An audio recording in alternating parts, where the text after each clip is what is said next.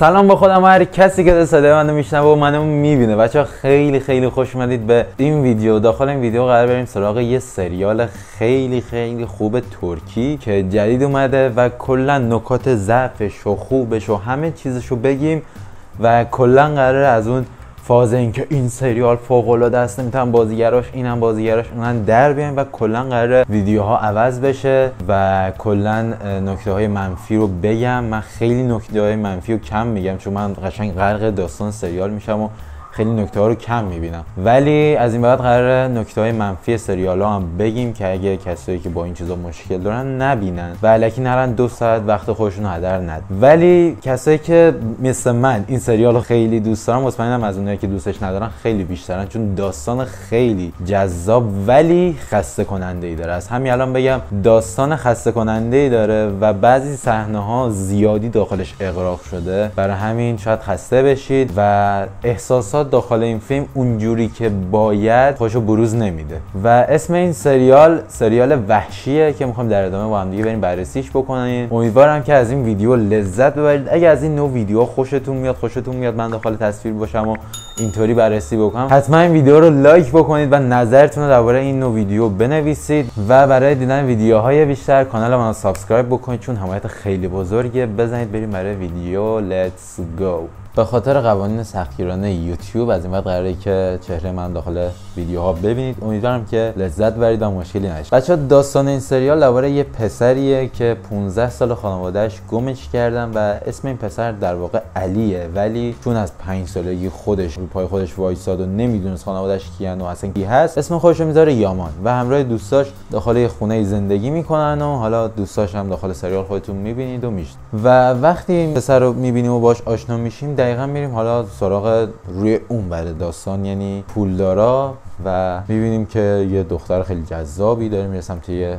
پسری که اسمش فالاز هست که اگه اشتباه نکنم، و این پسر انقدر خورده حالش بد شده و به این دختر میگه بریم بیرون، بریم خونه و سوار ماشین میشن و به نظرتون کجا میتونن رفته باشن؟ دقیقاً میرن از یه عالمه کوچه رد میشن تا میرسن دقیقاً دم در خونه این پسره. این منطقه سریال برای چی؟ برای روبرو کردن دو تا شخصیت اصلی دختر و پسر سریال ما. خب وقتی میرسن دختره حالش بد میشه از این سرعتی که اون فالاز رفته و سری میره و حالا خالی میکنه خودشو، و وقتی هم این کارو میکنه شخصیت اصلی سریال ما جنتلمنانه میاد بیرون و میگه اوه داری چی کار میکنی، ریدی تو کار من. حالا اینجا تازه با هم دیگه آشنا میشم. خدایی خوب بود به نظر من، این آشناییشون جالب بود، مثل سریالای قبلی نیست که نمیدونم داخل ساحل با هم دیگه آشنا میشن، این یکی به اون تیکه میندازه اون نگاهش میکنه عاشقش میشه، نمیدونم خاله تاکسی عاشق هم میشن، اصلا یه داستانه افتضاح.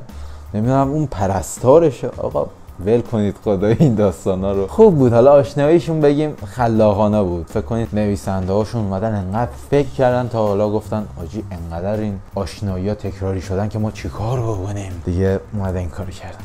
دمشون گرم. و بچه اسم این سریال چیه؟ وحشی. خب بیاد بهتون نهایت وحشیگری داخل این سریال بگم. نهایت وحشیگری میدید داخل این سریال چیه؟ اینه که یه دستمال کاغذی رو میگیره مچاله میکنه میندازه زیر مبل و میگیره این ماکت های اسکلت دیگه همون دیدین دیگه، این دستشو میگیره این کنه تو دهنه و روی شیشه اینطوری میکنن مثل یابانی. یعنی چی؟ یعنی همون وحشی. این نهایت وحشیگری. آقا این پسره اصلی سریال ما همون جنتلمنه وقتی میبینه این حالش بده، خب به این پسره یه مشت میزنه به همون فالاز و اونو بیهوش میکنه میندازه داخل ماشین. و به نظرتون اینجا اون دختره رویا به این چی میگه؟ نویسنده ها برای اینکه اینا رو بیشتر در کنار هم داشته باشن میان به دختره میگن آجی تو باید رانندگی بلد نباشی و این پسره باید بیاد این ماشین رو رانندگی بکنه، و دختره بهش میگه میتونی بیای برای من رانندگی بکنی؟ پسرم میگه نوکریم بابا. میره و رانندگی میکنه و اینا رو میبره خونه و وقتی میبره خونه و اون پسر رو میبره سر تختش میندازه، یه زنی رو میبینه که این زنه به نظرتون کی میتونه باشه؟ آقا این زنه مادر اصلی همین پسر است و اون پسری هم که ایشون گرفت و برد رو تخت انداختش برادرش بود و اینجاست که داستان جذاب میشه. و اون دختری هم که اومد و داخل ماشین باش آشنا شد دختر دوست مادر یامانه و داستان سریال ما اینجا تازه جذاب میشه که متوجه میشیم اینا کی آین و شخصیت ها رو متوجه میشیم. و خدا رو شکر یه خوبی که این سریال داره اینه که همه چیز زیاد طول نمیده. من از این خیلی خوشم اومد داخل این سریال و همه چیزو خیلی جای درستش، خیلی قشنگ، خیلی انگار برای این سریال فکر شده. از اینایی نیست که بیان بگن خب ما برای این سریال چیکار بکنیم، خب این از داستان، بقیه داستان به این بستگی داره که هر چقدر بیشتر استقبال بشه داستانم به همون اندازه طولانی‌تر و کلا عوض میشه. نه، این سریال اینجوری نیست و از همون قسمت اول متوجه میشیم که این سریال چقدر خوشگل و خوش ساخته و همه چی جای خودش، خیلی قشنگ. و همون قسمت اول متوجه میشیم که این پسر کیه و داستان چیه و این پسر وقتی اینو میندازه و میره پی کار خودش، از این مادر خودش $1000 پول میخواد که به عنوان اجر دیگه. و این $1000 به نظرتون چیکار میکنه؟ میبره خونش و خرج یکی از همخونه‌ای‌هاش که اسمش امید هست خرجی میکنه. این پسر پاش فلجه، خرج این میکنه و میخواد بره داخل یه بیمارستان. به نظرتون کدوم بیمارستان میبره؟ آفرین، بیمارستانی که مادرش کار میکنه. بچه من یه چیزی رو داخل این سریال موندم، چه جوری یه پزشک، ما هممون شنیدیم داخل خارج از کشور پزشکا زیاد درآمد اون چنان بالایی ندارن، ولی داخل این سریال یه پدر و دختر یا همون پدر بزرگ و مادر یامان دو تا پزشکن، برای خودشون یه امپراتوری دارن. من نمیدونم چه جوری برای خودشون امپراتوری درست کردن، ولی بگذاریم. اینا این بچه رو من داخل این بیمارستانو ولی قبولش نمیکنن، دعوا میشه. این بچه همین امیدی که گفتم، نقش این مرغایی که دیدیم فشارشون میدیم دادشون در میاد، دقیقاً نقش همین داره، اصلا بیخود نقشش، حرف نمیزنه یه دفعه دادش در میاد. و آقا این پسر فالاز وقتی بلند میشه متوجه میشه که توسط یه کارگر مشت خورده، عصبانی میشه دیگه. و وقتی تو راه بیمارستانن و میخواد بره پیش مادرش، این پسرا میبینه و بهش میگه تو بودی به مشت زدی؟ اون پسرا میگه آره و اینا. و اینجا به فکر این میفته که چجوری از این انتقام بگیره. میره چیکار میکنه؟ میره 3-4 تا از رفیقاشو جمع میکنه و میره داخل خونه یامان و یکی از همخونه‌هاش که اسمش جسوره رو تا سرحد مرگ کتک میزنه. و وقتی هم یامان میاد و این قضیه رو میفهمه، تصمیم میگیره که بره و حساب این پسر رو کف دستش بذاره. چیکار میکنه؟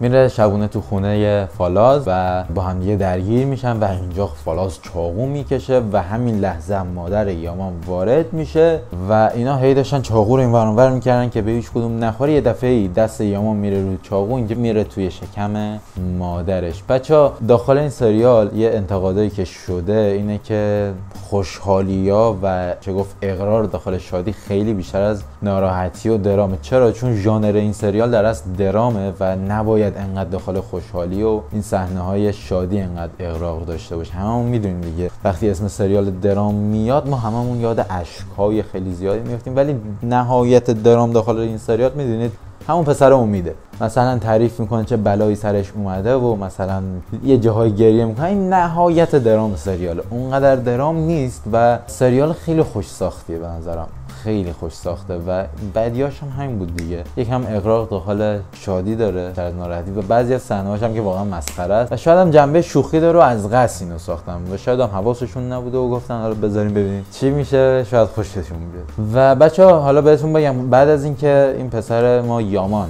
مادرش رو چاقو میزنه، یه عکس رو داخل اون اتاق میبینه که عکس خودشه و اونجا متوجه میشه که این کسی که بهش چاقو خورده مادرشه. حالا از قسمت بعد که میشه قسمت 2 شروع میکنه به گشتن هویت اصلی خودش و اینکه واقعا کی هست و اینکه بره به خانواده خودش خودشو معرفی بکنه. و این بود از داستان سریال و از معرفی سریال. امیدوارم که از این ویدیو خوشتون اومده باشه. بچه‌ها این سریال اسمش یابانی یا همون وحشیه که هر سه شنبه ها میتونید داخل سایت های ایرانی برید و تماشاش بکنید با زیرنویس فارسی. اگر هم ترکیتون خوبه میتونید داخل دوشنبه شب فکر کنم از کانال یوتیوب خود این سریال ببینید و لذتش رو ببرید. و امیدوارم که از این ویدیو لذت برده باشید. اگه از این ویدیو خوشتون اومد حتما ویدیو رو لایک بکنید و کانال رو هم سابسکرایب بکنید، چون حمایت خیلی بزرگی ازم میکنید و برای دیدن ادامه ویدیوها و برای بیشتر دیده شدن ما لطفا این کارو بکنید. و تا ویدیوی بعد و معرفی سریال بعد میبینمتون.